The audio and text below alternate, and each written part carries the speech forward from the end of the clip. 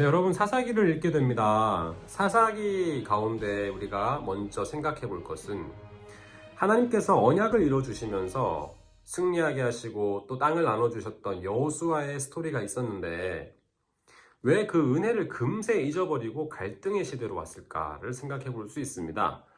사사시대에 첫 번째로 발견할 수 있는 것은 여호수아의 영적 리더십이 계승되지 못했습니다. 또 하나는 그 땅마다 함께 공존해 있던 이방인의 문화가 완전히 없어지지 않고 끊임없이 하나님으로부터 떠나게 만드는 악한 것들이 스며들어오게 되는데요. 그것이 결국에는 하나님을 떠나게 하고 그것들이 괴롭혀서 이스라엘 백성이 고통을 받게 되고 고통 가운데 하나님을 찾고 부르짖게 되고 그러면 하나님은 사사를 보내서 영어로 쩌지 히브리 원어로는 쇼페트, 사사, 판관, 정치, 종교 지도자를 보내서 잠시 구원해 주시고요. 그런데 이 구원을 받고도 또 범죄하고 그런 가운데 12명의 사사의 사이클이 돌게 됩니다. 이 사사기의 사이클이 있어요.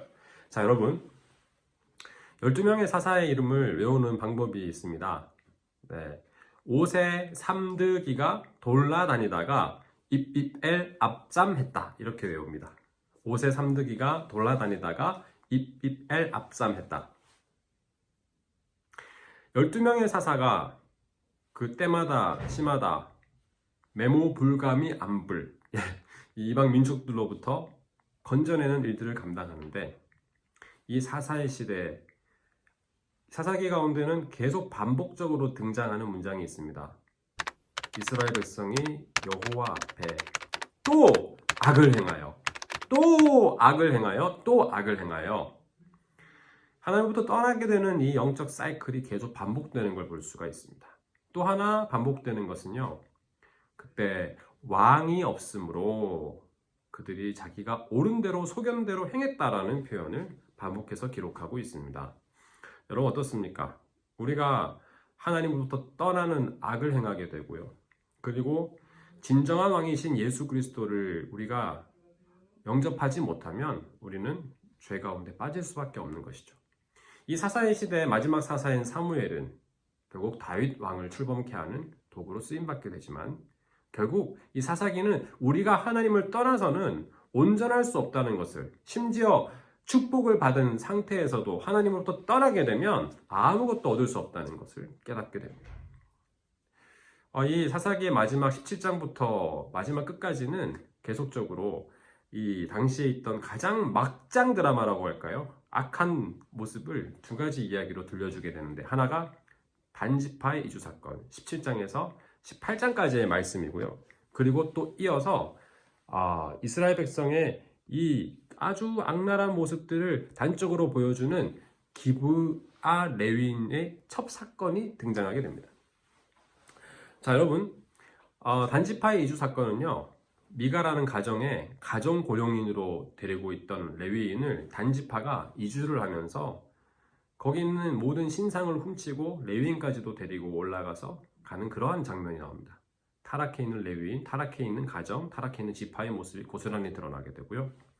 그 마지막 레위인의 첩 사건은 이미 이상하지 않습니까? 레위인의 첩. 이 첩이 그 베냐민 지파의 땅에 있을 때 욕을 보이는 것을 하게 되고 그리고 죽게 되므로 화가 난 레위인이 이것을 다 동강을 내서 지파별로 12지파로 보내게 되고 이것을 보고 분노한 지파들이 찾아와서 베냐민 지파와 싸움이 붙는 이야기. 이 장면 사사기 마지막 장면이에요.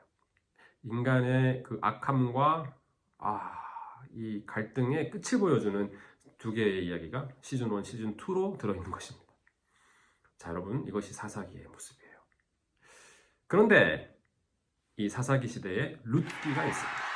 사사들이 치게 하던 때라고 나와 있는 그래서 흉년이 들었다는 것으로 표현하고 엘리멜렉과 나오미가 그래서 모압 땅으로 이주하는 그러한 장면이 등으로 시작하는 룻기는 모압 여인이었음에도 불구하고 하나님을 신실히 믿게 된 이 여인이 1장에서는 모압 땅에서 2장에서는 보아스의 밭으로 3장에서는 보아스의 타작마당으로 4장에서는 보아스의 집으로 들어가는 마치 여러분 성소에서 이렇게 지성소로 나아가는 것 같이 점점 더 축복으로 나아가게 되는 룻이라는 여인을 보여주고 있어요.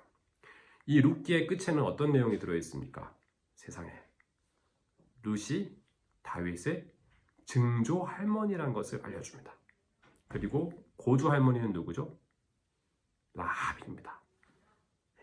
여호수아서에 정탐꾼들이 들어와서 살 길을 열어주었던 라합, 다윗 왕가를 보여주죠.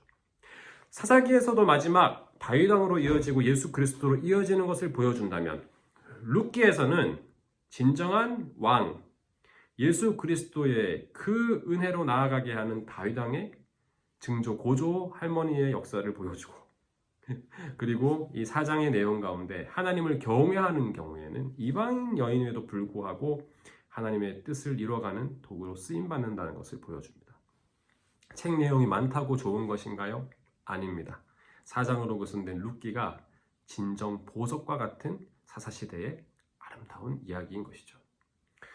결국에는 사사기 끝부분에 있는 이 두 가지의 아주 슬픈 새드 무비를 본다면 룻기는 뷰티풀, 아름다운 하나님과의 그 은혜의 이야기, 그리고 하나님을 경외하는 사람들이 만나는 이야기, 하나님께서 함께 하시는 그 축복의 이야기들을 보여주고 있는 것이죠. 지금 동일합니다.